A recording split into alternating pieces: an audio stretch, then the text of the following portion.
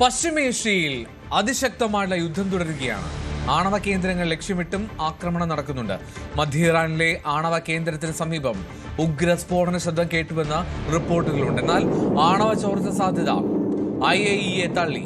Gulf മേഖല ലക്ഷ്യമിട്ടും ആക്രമണം നടത്തുകയാണ്.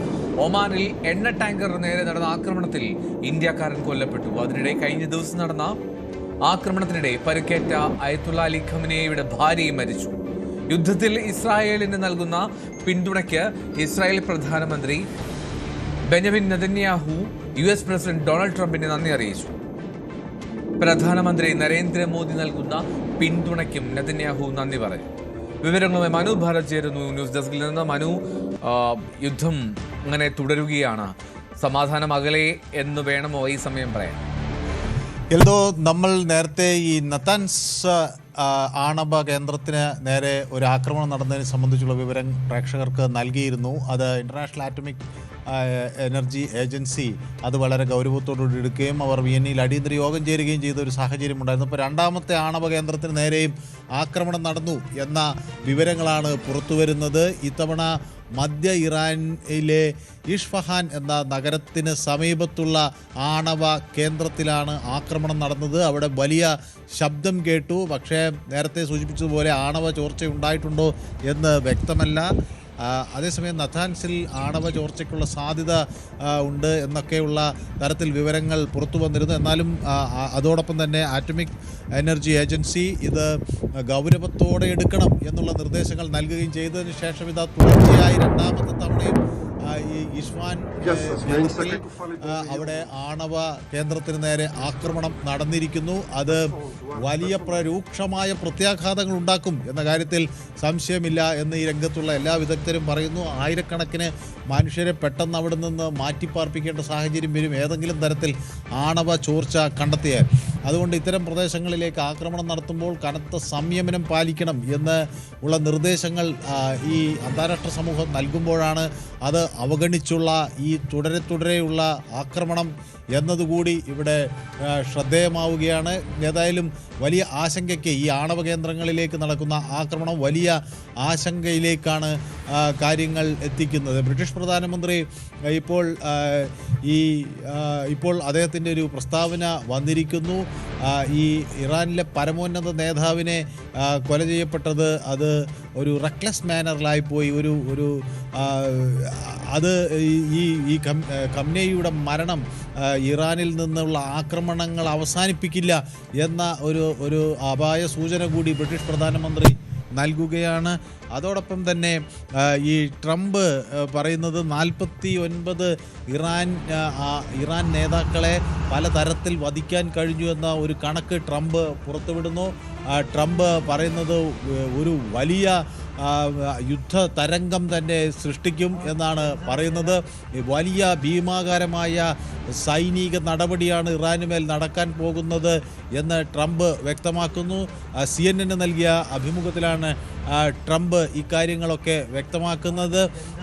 താൻ ഇതുവരെ അടിക്കാൻ തുടങ്ങിയിട്ടില്ല എന്ന് പറയുന്നു. ഇത് തുടക്കം മാത്രം. ഇനിയാണ് യഥാർത്ഥ അടി വരാനിരിക്കുന്നതാണ് ഇതിനേക്കാൾ ഭീകരം എന്നത്. The big wave hasn't even happen, the big one is coming soon എന്നാണ് ട്രംപിൻ്റെ പ്രയോഗം. എന്ന് വെച്ചാൽ ഇതുവരെ നടത്തിയ ആക്രമണങ്ങളല്ല, വരാനിരിക്കുന്ന ആക്രമണമാണ് ഇനി ഏറ്റവും വലുതായിരിക്കുക എന്ന തരത്തിലുള്ളൊരു പ്രതികരണം ട്രംപ് നടത്തുമ്പോൾ അത് വലിയ ആശങ്കയ്ക്ക് തന്നെ വഴിവെക്കുന്നു. അതോടൊപ്പം തന്നെ ട്രംപ് പറയുന്നു, I don't want to see it go on too long എന്നാണ്.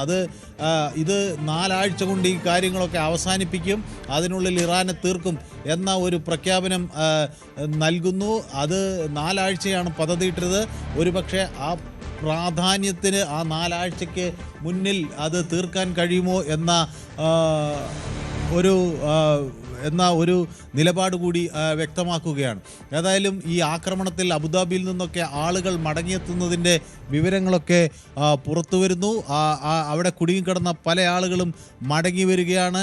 ട്രംപ് ഈ വെസ്റ്റ് ഏഷ്യൻ വാറിൻ്റെ ഒരു പശ്ചാത്തലത്തിൽ ഇപ്പോൾ ഇപ്പോൾ വൈകാതെ തന്നെ അദ്ദേഹം ഒരു ടെലിവിഷനിൽ ഒരു പ്രസ്താവന രാജ്യത്തോട് നടത്തും. CNN നൽകിയ പ്രത്യേക അഭിമുഖത്തിലാണ് ട്രംപ് ചില ശക്തമായ പ്രതിഫലനങ്ങളൊക്കെ വ്യക്തമാക്കിയിട്ടുള്ളത്. അപ്പോൾ ഈ ട്രംപിൻ്റെ ഒരു എന്തായിരിക്കും പ്രസ്താവന എന്നത് വൈകാതെ ഉണ്ടാകും. ട്രംപ് വൈകാതെ മാധ്യമങ്ങളെ കാണും, പ്രതികരിക്കുമെന്ന വിവരങ്ങൾ അവിടെ നിന്ന് പുറത്തു വരികയാണ്. അപ്പോൾ എന്താണ് ട്രംപ് പറയാൻ പോകുന്നത് എന്നത് അതീവ ഗൗരവത്തോടെ എല്ലാവരും ഉറ്റുനോക്കുന്നത്. ട്രംപ് CNN നൽകിയ അഭിമുഖത്തിൽ പറയുന്നത് 49 സുപ്രധാനമായ ഇറാനിയൻ നേതാക്കളെ വധിക്കാൻ കഴിഞ്ഞിട്ടുണ്ട്.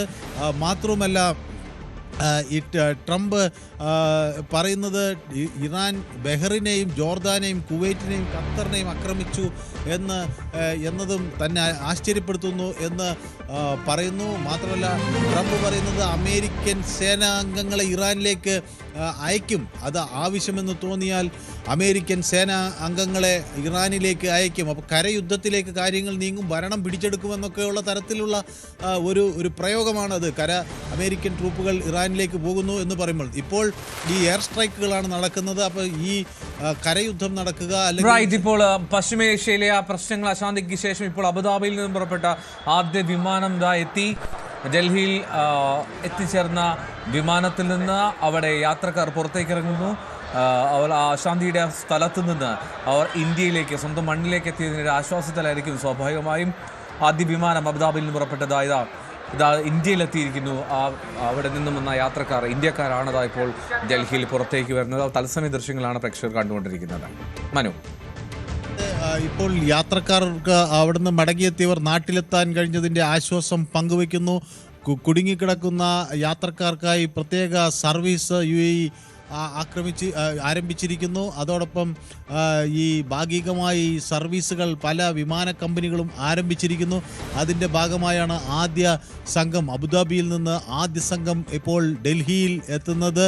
ദില്ലി വിമാനത്താവളത്തിൽ ആദ്യ സംഘം എത്തിയിരിക്കുന്നു. പലരുടെയും മുഖത്ത് വലിയ ആശ്വാസം, യുദ്ധമുഖത്ത് നിന്ന് വരുന്ന തലത്തിൽ അല്ലെങ്കിൽ വലിയ പ്രശ്നങ്ങൾ സങ്കീർണമാകുന്നതിന് മുമ്പ് നാട്ടിലെത്താൻ കഴിഞ്ഞതിൻ്റെ ആശ്വാസം നമുക്ക് അവരിലൊക്കെ കാണാൻ കഴിയും. പക്ഷേ ഗൾഫ് മേഖലയിൽ വ്യാപകമായ ആക്രമണം തുടരുന്നു എന്നതും ഈ ആക്രമണം അവസാനിക്കണം എന്നതും ഒക്കെ വലിയ ആവശ്യമായി പല കേന്ദ്രങ്ങളിൽ നിന്നും ഉയരുന്നു. എയർ ഇന്ത്യ ഇപ്പോൾ പറയുന്നത് സാഹചര്യങ്ങളെ കുറെ കൂടി വളരെ അടുത്ത് നോക്കുന്നു. കൂടുതൽ സർവീസുകൾ ആരംഭിക്കുന്നതിനെ സംബന്ധിച്ചൊക്കെയുള്ള ചർച്ചകൾ, അത് സംബന്ധിച്ചൊക്കെയുള്ള തീരുമാനങ്ങൾ എടുക്കാനായി സാഹചര്യത്തെ വളരെ വളരെ അടുത്ത് ഗൗരവത്തോടെ നിരീക്ഷിക്കുന്നുവെന്ന് എയർ ഇന്ത്യ വ്യക്തമാക്കുന്നു. അതോടൊപ്പം ട്രംപിൻ്റെ ഒരു പ്രതികരണത്തിനായി എല്ലാവരും കാത്തിരിക്കുന്നു. മധ്യേഷ്യയിൽ കൂടുതൽ കനത്ത ആക്രമണങ്ങൾ ഉണ്ടായേക്കും എന്ന സൂചന തന്നെയാണ് ട്രംപ് CNN നൽകിയ അഭിമുഖത്തിൽ നിന്ന് വ്യക്തമാക്കുകയും ചെയ്യുന്നത്. ഖത്തറിൽ 2 ഇറാനിയൻ ഫൈറ്റർ ജെറ്റുകൾ ഇപ്പോൾ തകർത്തതിൻ്റെ വിവരങ്ങൾ കൂടി പുറത്തു വരുന്നു. ഖത്തർ പ്രതിരോധ മന്ത്രിയാണ് ഇത് വ്യക്തമാക്കുന്നത്. നേവൽ എയർ ഡിഫൻസ് സിസ്റ്റങ്ങൾ 2 ബാലിസ്റ്റിക് മിസൈലുകൾ ഇൻ്റർസെപ്റ്റ് ചെയ്തു, 5 ഇറാനിയൻ ഡ്രോണുകൾ ഇൻ്റർസെപ്റ്റ് ചെയ്തു എന്നൊക്കെയുള്ള വിവരങ്ങൾ നൽകുന്നു. അതോടൊപ്പം തന്നെ 2 ഫൈറ്റർ ജെറ്റ് എയർക്രാഫ്റ്റുകൾ വെടിവെച്ച് താഴെയിടാൻ ഖത്തറിന് കഴിഞ്ഞതായി ഖത്തർ വിദേശകാര്യമന്ത്രി വ്യക്തമാക്കുകയും ചെയ്യുന്നു. അങ്ങനെ സങ്കീർണമായ സാഹചര്യങ്ങളിലേക്കാണ് ഈ യുദ്ധം നീങ്ങുന്നത്. ഇത് അവസാനിക്കുന്ന സൂചനകളല്ല. എത്രയും പെട്ടെന്ന് ആളുകൾ ഇവാക്യുവേറ്റ് ചെയ്യാനുള്ള നീക്കങ്ങളാണ് പ്രധാനമായും നടക്കുന്നത്. ഇപ്പോൾ ഇൻഡിഗോ വിമാനവും ഇവാക്വേഷൻ നടപടികളിലേക്ക് ഭാഗികമായി സർവീസുകൾ ആരംഭിക്കുന്നതിനെക്കുറിച്ചുള്ള വിവരങ്ങൾ നൽകുന്നു. ഇൻഡിഗോ 10 പ്രത്യേക ദുരിതാശ്വാസ മേഖലയിലേക്ക് എന്ന തരത്തിൽ പ്രത്യേക സ്പെഷ്യൽ റിലീഫ് വിമാനങ്ങൾ ജിദ്ദയിലേക്ക് അയക്കും. അത് അവിടെ കുടുങ്ങിക്കിടക്കുന്ന ആളുകളെ ജിദ്ദയിൽ നിന്ന് നാട്ടിലെത്തിക്കുന്നതിന് വേണ്ടിയുള്ള ശ്രമങ്ങൾ നടത്തും എന്ന് വ്യക്തമാക്കുന്നു. പ്രധാനമന്ത്രി നരേന്ദ്രമോദി കിങ് അബ്ദുള്ള രണ്ടാമൻ, ജോർദാനിലെ കിങ് അബ്ദുള്ള രണ്ടാമനുമായി അദ്ദേഹം ചർച്ച നടത്തിയിരിക്കുന്നു. അബ്ദുള്ള രണ്ടാമനിൽ നിന്ന് അതുപോലെ തന്നെ പ്രധാനമന്ത്രി മറ്റ് പല രാഷ്ട്രത്തലവന്മാരുമായും ഒക്കെ നേരത്തെയും ചർച്ചകൾ നടത്തി. രാജ്യത്തിലെ ഇന്ത്യക്കാരായ പൗരന്മാർ, അവിടെ പ്രവാസികളായുള്ളവരുടെ സുരക്ഷാ സംവിധാനത്തെക്കുറിച്ചാണ് പ്രധാനമായി തൻ്റെ ആശങ്ക എന്ന് പ്രധാനമന്ത്രി അറിയിക്കുകയും ഒക്കെ ചെയ്തു. പ്രധാനമന്ത്രി ഇപ്പോൾ ട്വിറ്ററിൽ കുറിച്ചിരിക്കുന്നത് spoke with his majesty king Abdullah second എന്ന ജോർദാനിലെ രാജാവിനോട് സംസാരിച്ചു എന്നാണ് വ്യക്തമാക്കുന്നത്. Conveyed our deep concerned at the evolving situation in the region. We reaffirm our support for peace, security and the well-being of people of Jordan എന്ന് പ്രധാനമന്ത്രി അസന്നിഗ്ധമായി പറയുന്നു. അവിടുത്തെ സുരക്ഷയ്ക്കും സമാധാനത്തിനും ജനക്ഷേമത്തിനും വേണ്ടിയുള്ള എല്ലാ പിന്തുണയും ഇന്ത്യയിൽ നിന്ന് നൽകുമെന്ന് ജോർദാൻ രാജാവിന് ഇന്ത്യൻ പ്രധാനമന്ത്രി നരേന്ദ്രമോദി ഉറപ്പു നൽകുന്നു. മാത്രവുമല്ല, അദ്ദേഹം ആവശ്യപ്പെടുന്നത് ഇന്ത്യൻ സമൂഹത്തെ, ജോർദാനിലുള്ള ഇന്ത്യൻ സമൂഹത്തെ സുരക്ഷിതരായി വെക്കണമെന്ന ആഗ്രഹം അദ്ദേഹം മുന്നോട്ട് വയ്ക്കുന്നു. അത് ഇതുവരെ ചെയ്തിരിക്കുന്നു. അതിന് നന്ദിയും പ്രധാനമന്ത്രി ജോർദാൻ രാജാവിനെ അറിയിച്ചു എന്ന് ഇപ്പോൾ ട്വിറ്ററിൽ കുറിച്ചിരിക്കുന്നു. അതോടൊപ്പം തന്നെ ഈ ട്രംപ് ഇപ്പോഴും നൽകുന്ന CNN-ലൊക്കെ നൽകിയിട്ടുള്ള അഭിമുഖത്തിൽ നിന്ന്, അതുപോലെ ന്യൂയോർക്ക് പോസ്റ്റുമൊക്കെ നൽകുന്ന വിവരങ്ങളിൽ നിന്ന് പുറത്തു വരുന്നത് കുറെ കൂടി ആശങ്ക പരത്തുന്ന വിവരങ്ങൾ തന്നെയാണ്. കാരണം ഗ്രൗണ്ട് ട്രൂപ്സിനെ അയക്കും ഇറാനിലേക്ക് എന്ന് ട്രംപ് പറയുന്നു. അത് കരയുദ്ധം ഇത് വ്യാപിക്കുന്നൊരു സാഹചര്യം ഉണ്ടായാൽ അത് സാധാരണഗതിയിൽ ഈ വ്യോമ ആക്രമണം എന്നത് മിലിറ്ററി ഇൻസ്റ്റലേഷൻസിലേക്ക് മാത്രമേ നടക്കൂ. പക്ഷെ കരയുദ്ധം വരുമ്പോൾ മൊത്തം സിവിലിയൻസിനെയും സാധാരണ ജനവിഭാഗത്തെയും ബാധിക്കുന്ന തരത്തിലേക്ക്. കൂടുതൽ വാർത്തകൾക്ക് News 18 Keralam YouTube channel subscribe ചെയ്യുക.